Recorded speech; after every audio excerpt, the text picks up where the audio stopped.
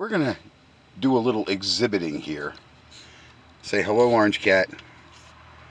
He knew I had the camera out, and there he is, sneaking up to get in the video. Ay, ay, ay, what a ham. Okay, let's exhibit raw talent, Exhibit A. I used these rockers that I'm going to show you, and sometimes when you get into complicated situations like this door is going to have to come off. Sorry about the noise, okay? I have to make this piece, okay? The last time I bought that piece, I got it online, and it was very, very ill-fitting, and especially with the new cab corner. And I found out that I've only done 2 of these trucks, the extended cabs, and I did 1 crew cab. The crew cab went the easiest. I mean, that was a piece of cake, but I did have to make a piece in there too. It fit. The parts, they fit like shit because they're made in China, most of it. These are a galvanized part, and I'm using body glue, and I'm almost out of tips. Are you going to say hi, you big ham bone, or you just want to be in the way of the video? Ay, ay, ay, ay, ay. And you're going to need lots of vice grips to use body glue. So, an exhibit to him, I charged him for the new door seals. This is the perfect example. We had those gully washers last night. And this is what was going on with this truck. Now, regardless of this being moved here, this was leaking before. And the other thing that really does these super duties is this asinine, the way these should really be sealed up and just use a screw or even body tape adhesive, which is a real pain in the ass because that stuff, it's not made by 3M like it used to be that you could tack something in place with it. But you see, it makes the carpet wet and then it makes the floor rust. So the other thing is we might have to adjust these doors. And they do, I don't know if you can how to adjust them. I'm actually going to have to look this up on these. This is the first one I've really seen with body seals intact. But you see this too? Here's another place. This is out of place. It needs to be glued. That's why I told him there's stuff that's loose, and I need some extra loose change out of his pocket to correct some of that sin. And then, like I said, we have spots like this. And then we're going to put inner rockers in. But even this door's got to come off. And I don't know what color this truck was before. I got white doors, red doors. This thing's been worked on. Even this thing sits a little crooked. He does have something going on in the front end there. You might even need a spring tweaked up to get it to sit level, unless it's just the way it's sitting. I'm really not happy with the way it's sitting, but I know it's not the frame. You can't screw up something that's perfectly straight. And not with the, you know, it only goes one way because of the holes where the mounts are, the spring mounts. So it's nothing to do with the job that I did. I mean, he could have a stressed back leaf spring, but I believe it's really the front. So when you talk to your customers, okay, there are things you're not going to anticipate that you didn't even see before you started the job. And as I said, he does need a little bit more metal underneath the truck. But I got those, let me show you that. This is what the rocker comes like. These are actually a crew cab rocker, the slip-on, okay? Because her backbone is basically broke. So if you try to put a full rocker in there, you'd actually have to take that cab up and off, support it. It would be more work than the cab is worth in the condition it's in. So I use that full rocker, and what I'm going to do is basically trace this onto that other rocker so that I have my left side. Then the doors come off, okay, and he's almost at the end of his labor and the extra cash. I don't know what I'm going to encounter with bushings there in that front end. I looked at it and he's telling me he needs a bushing somewhere. I'm not really seeing it unless it's a leaf spring bushing, which that's the frame shop down there, the spring shop in Tamaqua. And then if he wants to replace these the anchor plates for those leaf springs are pretty much beyond their day. And I could probably do that pretty easy with the torch, get on them. I might even be able to save those U-bolts, but I need his irky-dirky because he didn't say it, but you know, your shit filter gets full, money, but he doesn't need that much. It's kind of like a few dollars more and you're going to be a king sheep. And I don't know how to say things like that to him. But I'll call them over the weekend because I hate disturbing somebody during the week. I'm throwing a tizzy about these shocks. I have a buddy coming that says he can get that bushing back on and in that shock. But still, I don't approve of something like that when a shock can walk around or walk right off the bushing. That's dangerous, especially if you hit a Pennsylvania pothole. It's like no other pothole you've ever hit, unless you're on the moon. I don't know what has more holes in the streets, Hazleton or the moon. I'm pretty sure the moon has a much smoother surface than these roads. And these quarry trucks, the coal trucks, those triaxles, when they bounce, they just literally crack the asphalt. I mean, I don't know what they're using, peanut butter and icing from a cake to put on these goddamn roads. I mean, these roads should really be concrete. But that presents another problem when there's earth shifts and floods and stuff heaves up.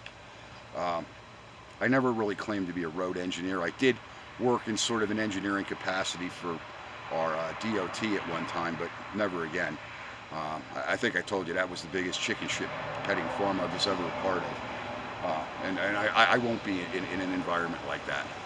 And so if you guys are going to budget this job, between body putty, glue, okay, you might as well say you're going to have almost $600 wrapped up, okay, in those materials, okay?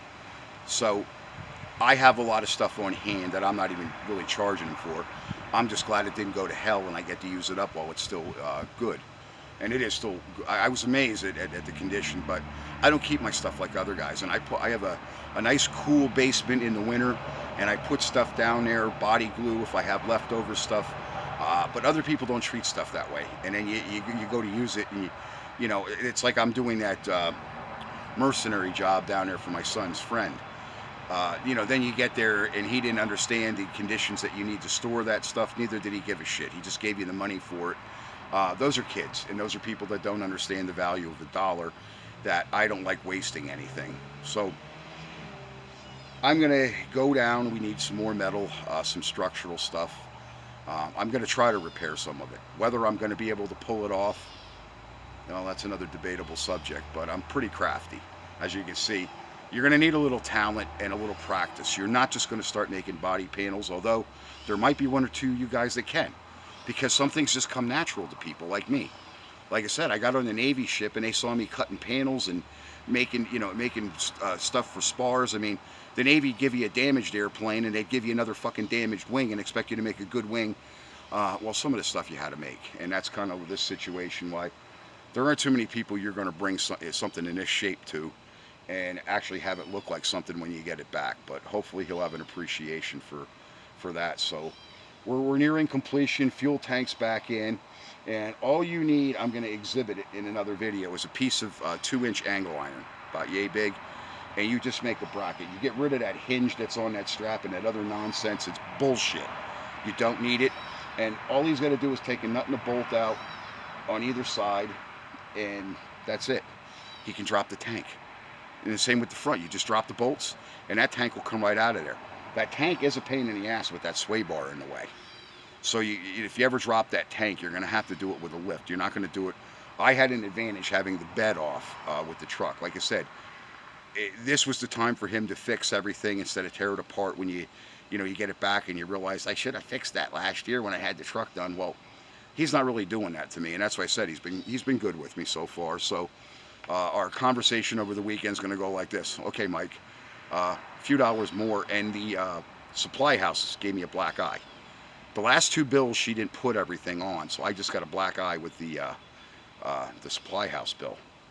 So I didn't realize I didn't even realize I owed that much. But then again, I'm pressed with getting this other stuff done and cutting grass, which I really haven't cut grass because this grass is so brown. If you cut it down, it's going to die. So I'm going to let it grow up a little bit before I go cutting again, and I can pay him a little more attention to this man's truck, because he's almost out of the woods. It's going to run, it's going to drive. I got to get the seat back in it, but I've got to. That's another thing I wanted to show you.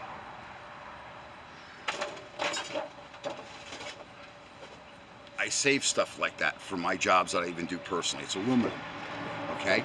You can actually make a panel if you have structural component and you still have structural integrity, and you need something you can easily form, and it's still, this is heavy gauge aluminum. This isn't that cheap Lowe's stuff. Uh, Actually, the other stuff is a lot thicker too. I have stuff that you use with metal roofing and that. It's a heavy, like a 24 gauge metal, but it's still formable because it's aluminum, so you can bend, you know, a lip or whatever. If not, you can make a pattern out of it, and then I can give it to like Schmitty or something because I got to go back down there. I owe him money, so when Schmitty calls me that other stuff is ready, then that's what I'll tell the guy. You know, you owe me this. Don't ever contemplate. You call your customer when you're firm, because I don't want this guy getting angry, and I'm going to try to get half my paycheck out of him. Basically, all I got to do is put the bumper on, and if he wants to fix that bed, that's another $150. You know, I told him let's you know, let's get together on this. Right now, I'm concentrating on this. When I get to the bed, you know, then he can tell me and dictate out of his wallet what he wants to do. Because the bed, somebody had either an insert or something, and I'll show that to you when we put the bed back on the truck. So I wouldn't fix it. Actually, I'm going to show it to you before we put it back on, because I got to do that from the underside. And like I said, if I have leftover body glue, if he's good with me, then I'll just use the leftover body glue, because you can't weld stuff like that when there's bolt holes. There was some kind of, maybe one of those slidable inserts, maybe one of those cranks for, you know, cranking ply. You know, some of those guys have they put them roller systems in the bed. I don't know what was actually in that bed, or maybe they had a camper shell on it. You know, one of those big high top campers. I don't know what they had, but anyway, there's bolt holes blown right through the bed outside of the bolt holes where you got to bolt the bed down here. So I have to talk to him, and basically he's got soup. And another, I was very disappointed I couldn't move this truck. That I could, like I said, Ford is just all full of freaking surprises, and that's the reason why I don't have the camera facing the work, is because there's no room here. I got my other tractor here. I'm kind of pinned in here. This pissed me off. I really didn't want to be doing this and killing my grass. I wanted to work back here in this area where I normally work. Well, I'm out over here, and this thing's killing my grass by sitting here because I can't fire it up for the last 4 weeks. This thing's been here 4 or 5 weeks sitting there. Maybe better, maybe 6 weeks. But that's what I did, and that's what I'm going to tell you guys. I had to take 2-3 days. I have stuff here. I'm not going to buy it unless I have to. I have metal here. I have different things, and a lot of that stuff that normally is laying underneath your feet, and it looks like hell when it's laying around. Well, my table's almost empty over there. I've used up just about everything that was been on that table, and that saves the customer money. It's an integrable type of thing. But if you're doing it for you and you want to save metal, before you even start the job, round up what you think you have, and you know, you're going to say, Jesus, where did I put that? I was at a couple of those moments, and that's what took the time. Then I start cutting stuff that it fits in. Like this one piece, I have it made up. I just don't have it here. It's in on my workbench. We're getting storms here. We've got those gully washers, so I had to throw everything inside last night. I just left it sit on top of the workbench. But that's the other thing that you got to think about, is all the things that you're going to need. You're going to need body seam sealer. You're going to need body glue. You're going to need your cutting discs, okay? You're going to need nozzles for the body glue. There's a lot of stuff that customers don't even realize that goes into this. Money, yeah. Well, when I go to order it, it costs money too. And then the adage that I tell everybody in my videos, well, that's only $20. Yeah, but that was $20. That was $50. That was $14. You know, before you know it, you have $100, $200. Or somebody doesn't put everything on the bill, like what happened with me. But that's not their fault. This is their busy season. The coal companies, they shut down a little bit. They repair equipment. So they're pulling their hair out there and then running out of inventory, trying to order more so they can get it out to their customer. They're a small place, so when stuff like that happens, I can't get mad at them. Okay, I can't even get mad at myself because I'm that busy right now trying to get things done. Like I said, my mom's screaming she wants her car done. Holy Christ.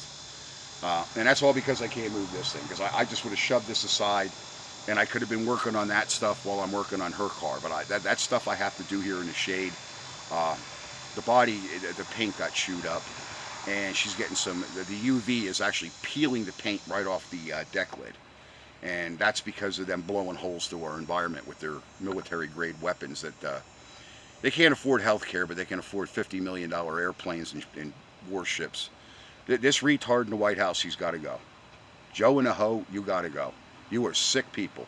He's out trying to deliberately ignite World War III before this election. Can you imagine what a sadistic, mentally deranged creep he is? No reason that this World War scenario had to happen. None. And we have enough warships, uh, especially like the San Antonio class. We have a lot of ships that people don't even realize that we have, that can really deter an enemy. They're very fierce ships. Fast response ships like the San Antonio class. There's a couple others, and a lot of people don't even know those boats exist, but they are lethal. And China, all the enemies, when one of those bad boys shows up, it's game over. That's kind of like when a carrier shows up. It's like an uh-oh moment. You're not going to hide from them eyes in the sky, especially the satellites and a lot of the technology. That's when I guess Beirut and the rest of it got hit. No military targets were destroyed. I saw shit on fire everywhere. I got to see actual footage of the attacks and some of the missiles and stuff coming in, and some of the aviation footage. I'm privy to that stuff. I just can't share it with you because it's illegal. I'd probably go to jail. It's kind of illegal for them to share those things with me, but hey, that's just me. Anyway, have a nice weekend. Weekend's coming up. It's only Wednesday, but Thirsty Thursday's tomorrow. Just take your time with a job like this, okay? So I'm explaining to you cutting discs, those nozzles, you're going to need rags, you're going to need reducer. Then you got, like I said, you're going to need fiberglass, body putty, sanding discs, sanding pads, scuff pads. But you can do a decent job. And the better part of YouTube where I comment, it's a learning community. And the way I necessarily do something does not mean you have to do it that way. There's other people with other techniques, okay? I tend to take a very large hammer and clobber an ant. I'm known for an excessive compulsive because I don't like failure. And I don't like the customer to come back to me and say, what the hell did you do? This thing's in atrocious shape, and I've got to do the best I can with it. And still, I told the customer when I'm done with it, it's going to look like something, and it's going to look like something. So anyway, thanks for watching my videos, and hopefully, like I said, you got a scope now of what you're going to need, and you might need a little more talent, maybe a little more help from a friend that is a little more talented. But you can pull stuff like this off, and you don't have to spend tons of money doing it. It costs enough doing it the way I'm doing it. It costs money. All right, guys. Thank you.